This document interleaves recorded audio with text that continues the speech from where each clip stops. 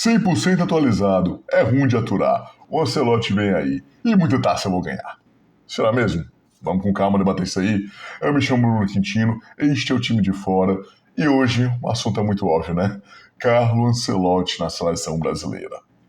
Você já viu aí através de alguns jornais, já viu aí através de alguns outros influencers, talvez tenha visto inclusive através da própria seleção brasileira, através de uma postagem. E depois de 3 longos anos, desde a Copa de 2022, com a saída do Tite, foi tentando uma negociação, teve um acordo verbal, Fernando Diniz assumir como interino, quando estava chegando próximo do momento do Ancelotti assumir, teve uma confusão política na CBF, Edinaldo foi afastado, Ancelotti acabou renovando com o Real, humilhação para a CBF, depois de muito tempo, já tendo acordo com o Dorival cai, vão atrás de novo do Ancelotti, faltando um ano para a Copa do Mundo, faltando inclusive apenas mais essa convocação para testes. Finalmente a CBF conseguiu sua garota dos olhos azuis e dos cachos dourados, no caso o Ancelotti. Finalmente ele vai treinar a seleção brasileira. Eu devo dizer, é um anúncio discreto, mas muito forte. A maior seleção da história do futebol agora será liderada pelo técnico mais vitorioso do mundo.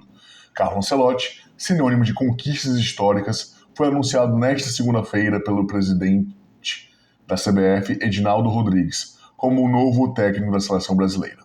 Ele vai comandar o Brasil até a Copa do Mundo de 2026 e já treinará a amarelinha nos 2 próximos jogos pelas eliminatórias diante do Equador e Paraguai no próximo mês.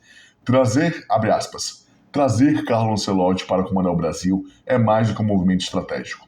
É uma declaração ao mundo de que estamos determinados a recuperar o lugar mais alto do pódio. Ele é o maior técnico da história e, agora, está à frente da maior seleção do planeta. Juntos, escreveremos novos capítulos gloriosos do futebol brasileiro. Fecha aspas, disse Edinaldo Rodrigues, presidente da CBF. E não é à toa, realmente, é um dos maiores técnicos da história, se não o maior técnico. Eu tenho dificuldade em cravar isso porque ele não ofereceu uma revolução tática como o Cruyff fez, por exemplo. Ou não influenciou tanto assim o jogo ao ponto de vários quererem copiá-lo, como foi o caso do Guardiola. Mas certamente é um dos mais vitoriosos.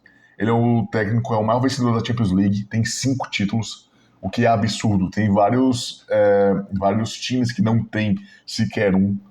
E é o único treinador do mundo a conquistar as 5 principais ligas europeias, que foi através de Milan, Real Madrid, Chelsea, PSG e Bayern de Munique.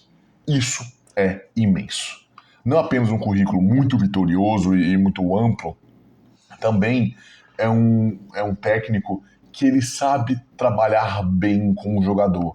Um jogador jovem, um jogador brasileiro ainda por cima. A gente viu isso no Milan, onde ele acabou orientando muito bem o Kaká, que acabou levando ele para uma temporada de melhor do mundo. Nós vimos isso muito bem, inclusive, mais recentemente com o Real Madrid, que amargou um ano ruim agora, uma temporada 24-25 que não foi boa.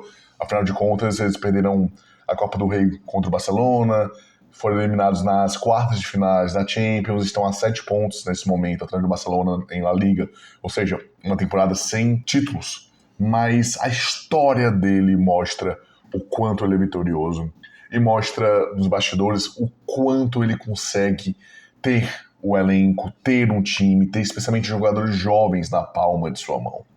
Os principais expoentes como do Brasil, como por exemplo Vini Júnior, Rodrigo no ataque, podemos pegar por exemplo, o Militão na defesa, que é um grande zagueiro, apesar de conviver com lesões recentes.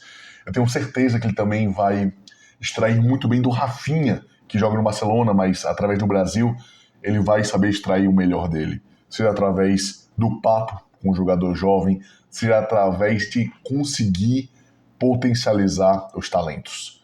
O Ancelotti é um técnico que tem a sua base de jogo que gosta de trabalhar fixada, mas ele também sabe trabalhar em diferentes contextos para extrair o melhor de cada um de seus jogadores. O Real Madrid é um bom exemplo disso, onde em alguns momentos joga com muita posse de bola, em alguns momentos joga muito na base de contra-ataque, cedendo a posse de bola para ele.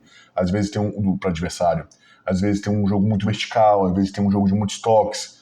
O Ancelotti Claro, quando tem um elenco à altura, consegue extrair um futebol muito versátil e maravilhoso. E é claro, ele terá um dos melhores elencos do mundo, afinal de contas vai treinar a seleção brasileira. Para fazer isso, ele receberá um salário bem mais ou menos assim. Salário de... Inclusive, isso aqui são informações através da R7 Futebol.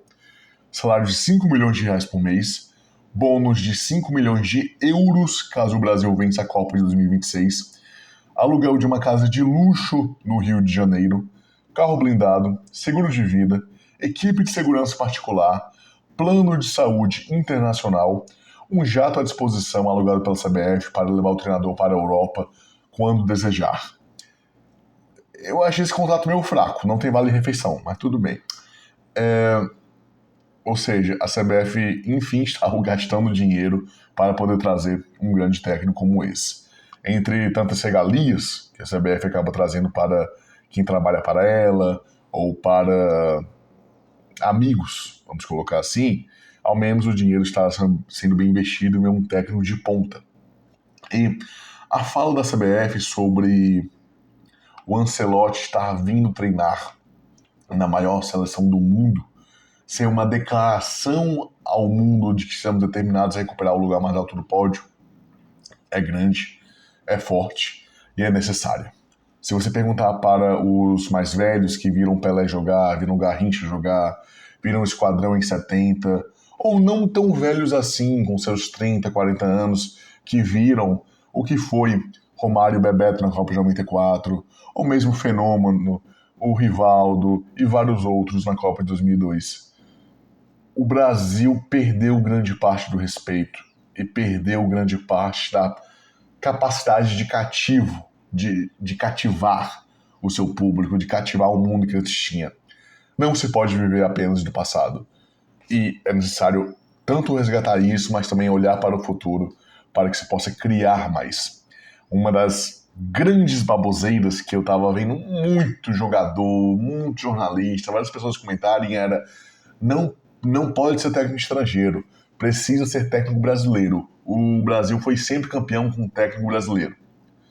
O Brasil foi campeão com técnico brasileiro quando os técnicos brasileiros estavam no auge profissional. Deixaram de se atualizar. Ou melhor, deixaram de ficar a par do futebol mundial. Ou seja, hoje o futebol brasileiro, quando se trata de formação de técnicos, é muito abaixo. É muito abaixo da formação, por exemplo, dos portugueses, é muito abaixo, por exemplo, da formação argentina, é muito abaixo da formação de várias outras escolas de futebol. Então, ver um técnico tão vitorioso e tão experiente como o Ancelotti, que apesar de tudo, consegue ainda se reinventar de alguma maneira, vai ser muito interessante. Dito isso, é bom ficar de olho. Porque não é simplesmente trazer um Ancelotti e colocar o elenco da seleção brasileira em jogo que vai dar tudo certo, seremos campeões. Não. A CBF errou profundamente em sua incompetência ao não conseguir trazer um substituto em tempo hábil, onde passamos basicamente 2 anos e meio tapando só com a peneira, tapando com buracos, quando já devíamos ter um substituto para o Tite. Desde que ele anunciou sua saída, a gente deve estar trabalhando em um substituto para ele. Então o Ancelotti terá nem um ciclo, nem metade de um ciclo, menos que um ano praticamente, para poder treinar a seleção brasileira, para poder consertar a seleção brasileira, pouquíssimas convocações, pouquíssimos jogos para tentar acertar o Brasil. Então o Ancelotti terá uma missão muito árdua e muito inglória. Mas se conseguir conquistar o hexacampeonato brasileiro, e para o Brasil é só isso que importa, porque diante do seu tamanho e diante das frustrações acumuladas em mais de 2 décadas, o Brasil precisa da 6ª estrela no peito. Se ele conseguir fazer isso, sem sombra de dúvidas, será o maior técnico da história do futebol, trazendo expertise e conquistando tudo que podia conquistar, tanto no futebol de clubes como no futebol de seleções. Fico muito feliz com a contratação do Ancelotti, não me entendam mal, mas a CBF ainda é CBF. Eu tenho um receio do que pode acontecer. Por exemplo, o Ancelotti não ter total liberdade para convocar os jogadores que ele quer convocar, talvez sofrer influência a partir disso. Eu tenho um receio, por exemplo, da instabilidade política da CBF. Afinal de contas, já estávamos vendo notícias de como o Edinaldo poderia cair, mesmo depois de reeleito. O meu receio com tudo isso é que em algum momento o caos político que é a CBF, que às vezes pode virar do 8 para 80 muito rapidamente, como o Edinaldo quase caindo, possa de alguma maneira fazer com que esses bastidores políticos afetem o campo. Isso não é legal e o Brasil não merece isso. E também é importante ressaltar e lembrar que isso não pode servir como pirulito. A contratação do Ancelotti é gigantesca, não me entendam mal. Mas a gestão da CBF merece muitas críticas em vários sentidos. Então, isso não pode servir como pirulito. Não pode servir como, poxa, estamos vacilando aqui, tem casos de espionagem sendo denunciado, mas, pô, trouxemos o Ancelotti. Pô, conquistamos o Hexa. Isso é importante. Mas não é tudo. É importante lembrar disso. Dito isso, seja muito bem-vindo, Ancelotti. Torço demais por você. Quero muito gritar e de ficar rouco através de vários gols sob seu comando e, é claro, de ver a taça sendo levantada. Boa sorte. Você vai precisar. Tem muito trabalho para fazer. Fui.